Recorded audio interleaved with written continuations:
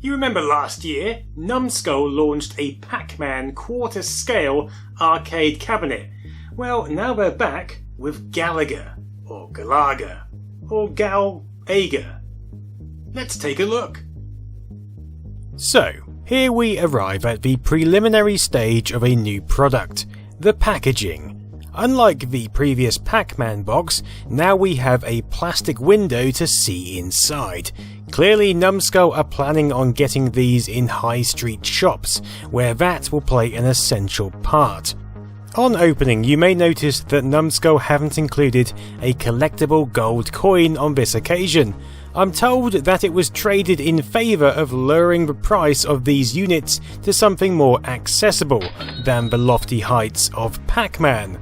But regardless, on initial inspection, the dinky cabinet seems to be finished to the high quality standard that Numskull are aiming for with this range, even with this initial pre-production version. On first glance, everything seems to be in order and it looks like a Galaga arcade cabinet. The side art is stuck on using a sticker, but then it was on the original as well. We'll get to the finer details shortly, but first let's power this baby up and see if we can get that bite-sized wave of nostalgic arcade euphoria. After a short Numskull logo and a scrambled ROM loading screen, we get to the title screen.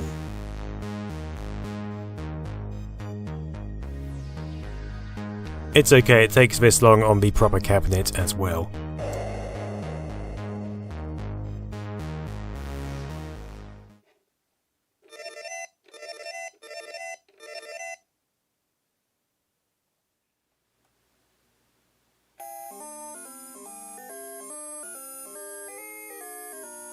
Ah yes, the nostalgia. Can you feel it sweeping over you? I can. But if you can't, here's a refresher. Galaga is actually a sequel to Galaxian, released in 1979 by Namco, and actually forming their first arcade hit. Following 2 years later, Galaga was initially a project to make use of existing Galaxian arcade cabinets, but the arcades demanded something better. And Shigeru Yokoyama and his team therefore placed a focus on implementing upgraded hardware. Gameplay is actually very similar, although Galaga is faster, allows rapid firing and has more level variation, better sound effects and is generally more fun. Back then, the 2-year gap between 1979 and 1981 brought significant advancements to arcade technology, and comparing the two is a good case study to this effect. Another similarity is the name, hence why Galaga is actually pronounced with an emphasis on the la in the same way you'd pronounce Galaxian. This has been confirmed by people linked to Midway at the time, but it's also apparent that the Galaga pronunciation quickly overtook the original and became law. Although, thinking about it, shouldn't that be Galaga? You could spend your entire life just arguing over letters. I'm going to stick with Galaga for this episode. In any case, it doesn't really matter. What matters is how exhilarating this game was in the dark, smoky, and exciting environment of an 80s arcade. There's even a lesser known sequel called G+, released in 1984 and sometimes known as Galaga 3, and it's a much more frenzied and quirky affair which perhaps didn't hit the same notes as the first two games. It's almost like these games follow the pattern of the famous trilogy they clearly sought inspiration from.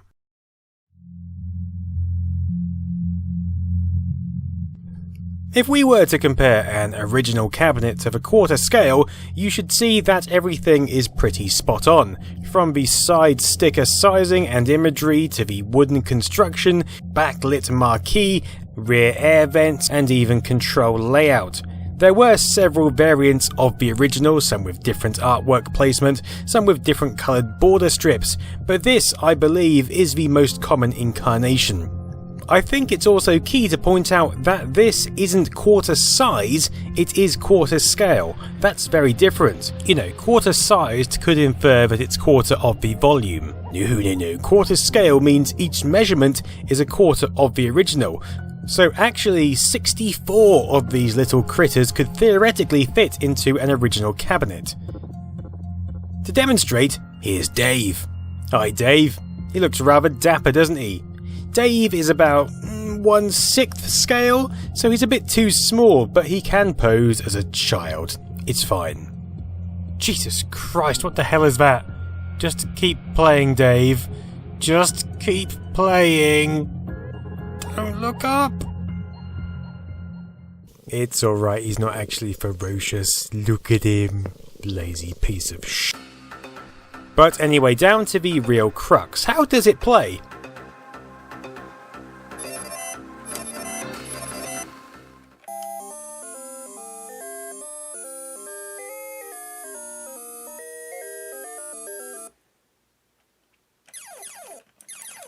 Well, pretty well.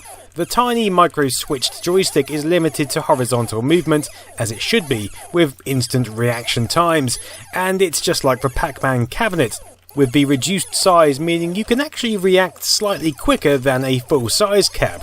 I mean, there's less distance to move after all. The buttons are equally as responsive and just so damn cute. Look at the tiny things.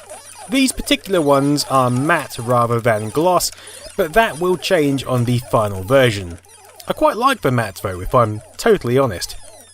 Keeping to its roots, like the Pac-Man cabinet, this baby is running on the original ROM scaled to fit the 3x4 aspect 5-inch LCD screen. You might remember from my review that the prototype Pac-Man cabinet actually had some scaling issues. I'm pleased to say that none of those are present here, neither are the sound distortion issues from that original machine, with a smooth volume up and down from the 3-watt speaker. Everything has been refined, and it truly feels like Rick Moranis has stumbled in here and shrunk down a full-size cabinet into this more versatile little offering. The only thing I would say is finger marks show up quite well, as you can see from this image. For convenience, we've still got the lithium-ion battery inside, which gives a substantial life. My Pac-Man cabinet can be left on for hours powered by battery alone, and I reckon you could even eke 5 or 6 with continuous gameplay. Great for if you want to play this while stuck in traffic, or whilst watching the kids at the park. Can I play with these garden shears? Yeah, sure. I'm just playing Galaga, so off you go. But come on, you wouldn't do that. This is a precision replica.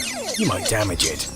Side by side with the Pac-Man cabinet, you can start to see how a mini arcade could very easily be formed in your house, especially if you have a smaller property that can't take those somewhat larger machines.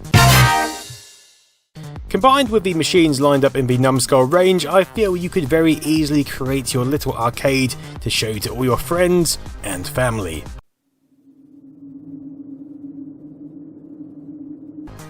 Personally, I'm looking forward to track and field. I hope those tiny buttons are up for a hammering. I'm also intrigued how they'll handle the mirrored screen of Space Invaders. But with the added possibility of some 90s machines around the corner, so I hear on the underground grapevine, things are looking pretty promising. I might start working on my diorama arcade of my dreams. I want to give it a kind of seaside town vibe, so I'll probably put Dave and his mates at the back and have them absolutely hammered on Budweiser in the corner. Chin up, Dave. A Cindy doll might arrive and completely ignore you, so there's that. I'll tell you what would be perfect to complement this setup though, a couple of fruit machines that Dave could waste all his money on. You know, there's something about miniaturized fruit machines and all those components which would be amazing. Numbskull, if you're listening, get on it. Anyway, back to reality. What about the actual choice of game? Is it a good one?